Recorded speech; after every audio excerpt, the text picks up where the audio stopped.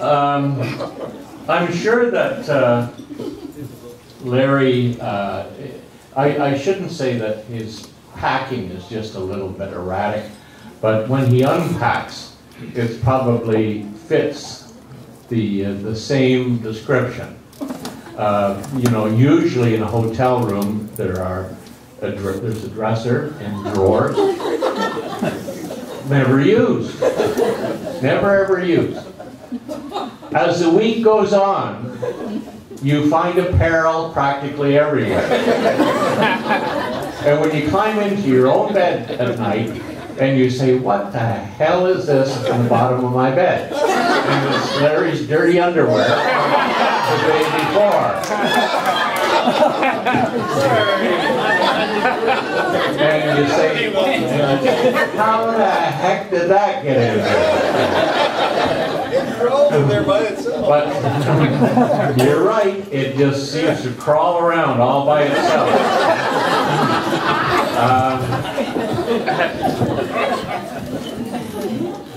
I guess I would say that over the years that having known Larry as well as we do, he has certain, I would say, he probably has above average cooking characteristics. It takes a while for me to get my tongue around that. Because cooking characteristics are such that he'll practically cook anything imaginable. It doesn't matter whether it's shrimp or lobster or the steak or pasta or what. Or you buy. Oh yeah, and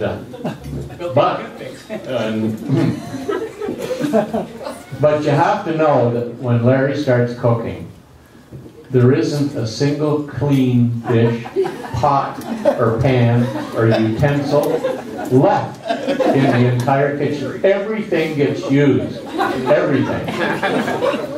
Now, it's one thing to enjoy his delectable cooking. It's a whole other thing to know that at the end of the meal, that who gets designated to do the cleaning. And I think that's part of his strategy, is to say, okay, we have a role for you as well. But I have to admit that the meal usually finishes off with Larry's favorite, and that's ice cream with amaretto. And amaretto. And even more amaretto. And then if there's no ice cream left, and a little more amaretto. But I'll tell you something, if you've ever been on the road with Larry and his cooking skills, it's pretty darn good. Now, talking about amaretto, on the golf course, needless to say, Larry has a tendency sometimes to, you know, we tee off at 8 o'clock in the morning, and Larry says, well, is the bar open? And of course, the bar may not be open just yet. So at that hour of the day, he usually says to the group before we get to the golf course, maybe we can stop by a liquor store on the way to the course at that hour of the morning. Well, you see, you have to understand as well, in North Carolina, the liquor stores are called ABC. Now, Larry points out that it's only his primary education that taught him that. His teacher said, Larry, we're going to teach you the ABCs today. And all these years, he thought, whenever he saw a sign on a building that said ABC, it's time to stop in and, you know, do his share of learning, being educated, and learning what to purchase. But there was never a day that we never ever stopped by, that we didn't stop by an ABC store. So Larry, I have to thank you so much for turning me into an alcoholic. which probably attributed to my kidney failure.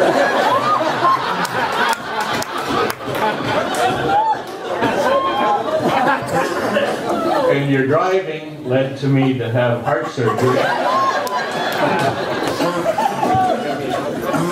But nevertheless, we had a lot of fun. But there was hardly a day that when we did get to the golf course and Harry or Larry would say, listen, is it time for a bud and a hot dog? And I'm sure that you've experienced that too. Over the years, Jack, would you say, I calculated the other day that he drank 53 cases of Bud Light and 9,416 hot dogs. So when I did a little research the other day, when I went to the internet and I keyed in Iqaluit, they said the three delectables in Iqaluit. One is the muskox burger. No hot dog, Larry. But I'm sure that maybe they can make muskox dogs. The caribou steak and the Arctic char. So with those three things in mind, maybe, just maybe, someday you can cook us something from those delights. Larry is, I would say, a pretty good golfer. Pretty good. But he turns into a different animal when he's on the golf course. If you've ever played golf with Larry, it's like he's totally entranced. He talks to his golf club. He talks to the golf balls. For an example, oh little one, you're going to go for a ride like you've never done before. Which really means that the ball is likely to go into the next county. And believe you me, Larry sometimes gets a little erratic. Such as the day on a golf course called River Landing. A par 3. Now, par 3 is not that challenging, is it? It shouldn't be. But when you shoot 13 on a par 3, he deserves a nickname, in which we gave him, called Tekamp. So Larry was so determined, I think it was more stubbornness, that he wasn't going to drop the ball in the drop area. He was just going to keep hitting. Luckily, that day, he had one golf ball left in the bag after he shot a 13 on that hole. Golfing at the best of times, Larry was not adverse to scaring the hell out of people. And such as, you'd be putting, and he'd say, I wouldn't look right now, but there's an alligator behind you.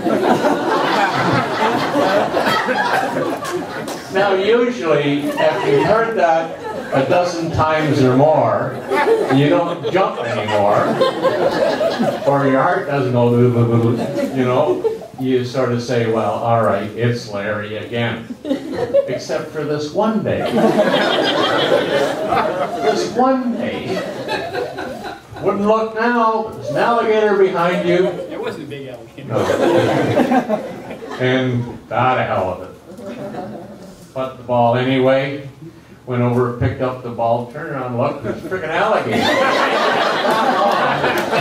Just walking towards us.